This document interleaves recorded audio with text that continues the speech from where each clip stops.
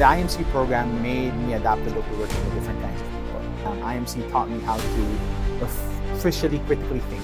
Gaming holds immense potential for positive experiences for players and for fans. No way! Oh no, really?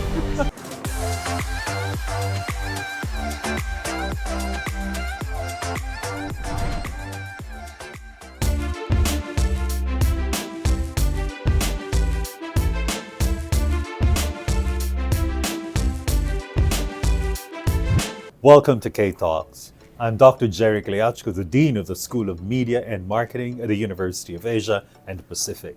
Our guest for today is the country head of Riot Games. He is also a graduate of UA&P IMC program in the Master's Program of Integrated Marketing and Communication. He graduated in 2011. Please welcome Joel Guzman. Hi, Joel. Hi, Doc. Thank you for having me here in this awesome office on Riot Games. Thank you for visiting us in this humble abode. You're welcome. This could be a very interesting conversation with you. Could you tell us first about your experience in UA&P and in particular, your IMC training, how this prepared you to become the leader that you are today? Definitely, my UA&P experience and education is actually one of my most treasured memories. It taught me how to think holistically and look at different perspectives. It taught me to value history and how we should learn from the past as we better ourselves one day at a time. Moreover, partner that with the IMC program. IMC taught me how to officially critically think about solving problems. Perhaps the best preparation that helped me successfully carve the path towards a career dream that I have, which is being a leader in one of probably the most popular gaming companies in the world, is that the IMC program made me adaptable to working with different kinds of people. The IMC made me look at the different strengths, weaknesses of my team members. You did a lot of group work. A lot of group work in different classes. I interacted, I influenced, and sometimes you have to negotiate. Absolutely. with everyone so that we can work together towards, holistically towards that goal, which is basically to win pitches, to deliver good presentations.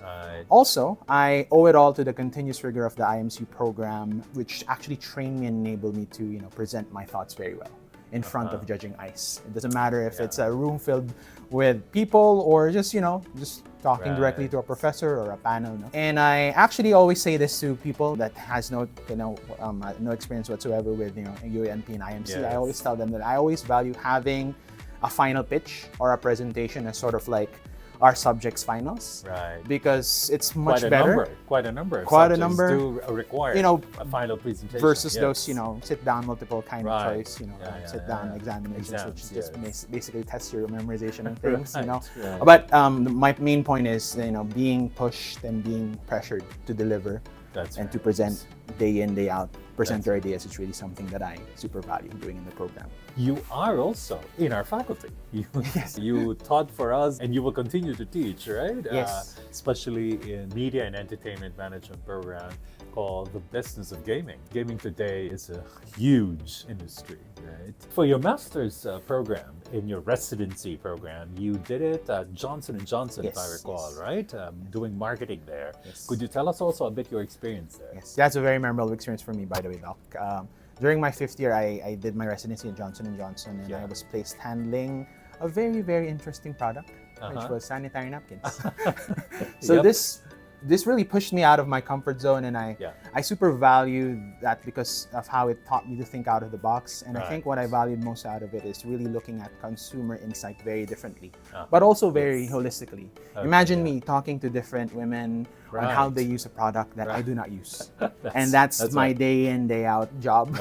It was very uncomfortable at first, but I got so used to the rigor and I got so used to consumer insighting that when I finally handled the brand that I super resonated with years down the line when I got an opportunity to work with Microsoft and Microsoft devices, working with OEM partners, the process, the brand management, the consumer insighting, the whole thing just became so easy and natural for me. And one thing that's super great about the IMC training program is that we learn from a great combination of industry experts as well as professionals in the academe who put a lot of effort in research and refining theory.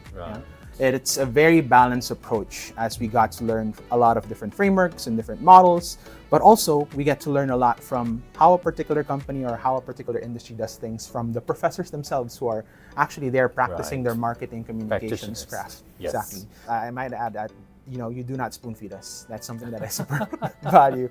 And I think it's the best way to learn, because when you treat us as professionals, we need to act like a professional very early on, even when studying. And it's a very tough, but it's a very fair environment. That's a very common feedback we get from employers about our graduates, is that if there's one thing that stands out, well, a couple of things. They say, one, they're very good presenters, maybe because of the training precisely that you talked about.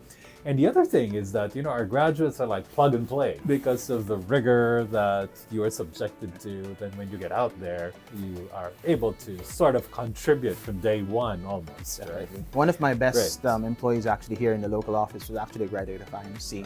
She used to be a community manager, and she's actually double hatting as a brand manager. So amazing. That's the training there is just super great. Great.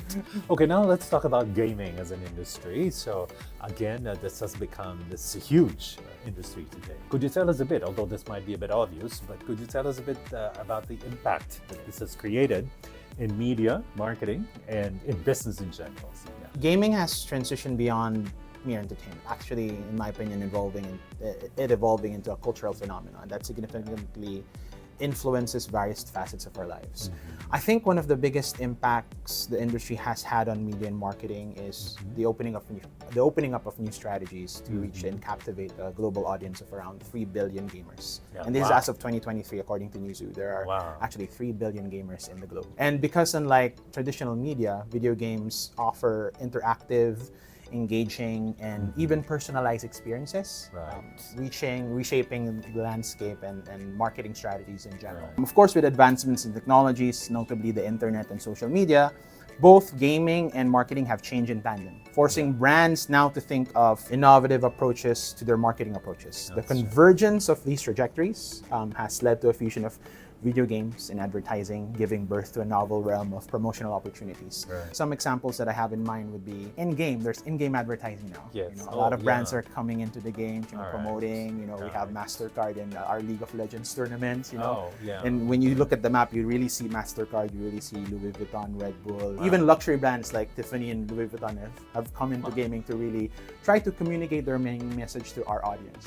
Gamified advertising is also one, wherein advertisers are now trying to hook people to making it seem like it's a game, and that you just come into and just absorb the key messages you're trying to see. Evolving platforms as well. Back then we have, of course, content creators, influencers, but they're also very present in the gaming industry.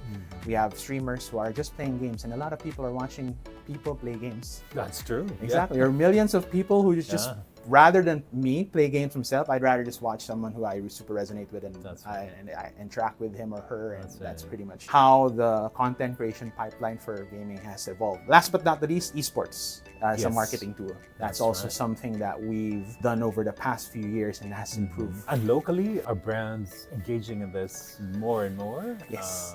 So we do have a lot of partners. One of the key things that is at the top of my mind would be Acer. Acer has worked with us in the Predator League, and partnered with us with the Valorant product. We've worked with companies like Grab, and we've worked with a lot of other OEM partners as well. But it's starting to get there. Even milk tea companies wanna talk to us and say, how do we get our IP with your IP, with us? What about Philippines? You talked about 3 billion players globally. How big is this market at the moment? Yeah, we have around 21 million, if I'm not mistaken, gamers across the country. And the demographics, more or less? Demographics would be around from 13 to 25, which is sort of like is that the bulk? 70%. Yes. And then, of course, you have people like me who's already who's already a gamer. That's right. And maybe one last point is, could you comment a bit on the ethics of gaming? Especially parents are a bit concerned about this. Would you tell us a bit about your thoughts on it? Sure. Of course, video games are often one of the most popular forms of recreation around the world, and yet they often sometimes generate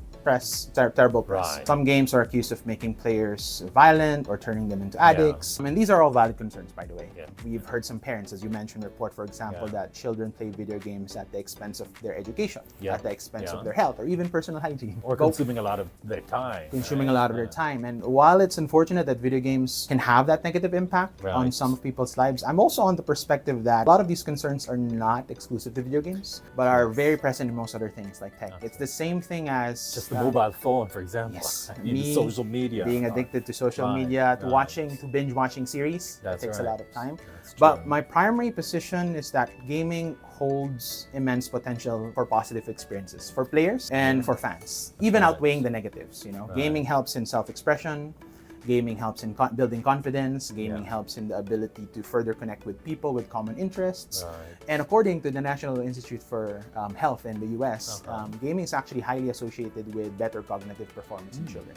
I guess it's just hand-eye coordination, just trying to solve problems at a very early age. So that's something that I am an advocate for. And at least from a Riot Games standpoint, we try our best to really invest on communities where gaming uplifts people. And we try our best also to control things that make gaming more inclusive and cut away those negativity and toxic behaviors that are present in gaming. There could be some opportunity as well, even in education, right? Yes. In gaming. I mean, that's something maybe worth exploring. Definitely. At a certain point. Great. Well, thank you very much. I think these are very interesting thoughts you've shared with us, and we can't wait to see how this will further create, this impact, influence in all these areas moving forward. Great. Thank you so much for joining us, and I hope that was insightful. I have a special request, by the way. So this is our Team hat. I just want to see Dr. K wear this. This is our inaugural. This is our inaugural Team hat. You're now part of the Riot family. No way! So, oh no, really? Yes. All of the new employees are given actually that, and that's sort of like their badge of honor. Amazing! Wow.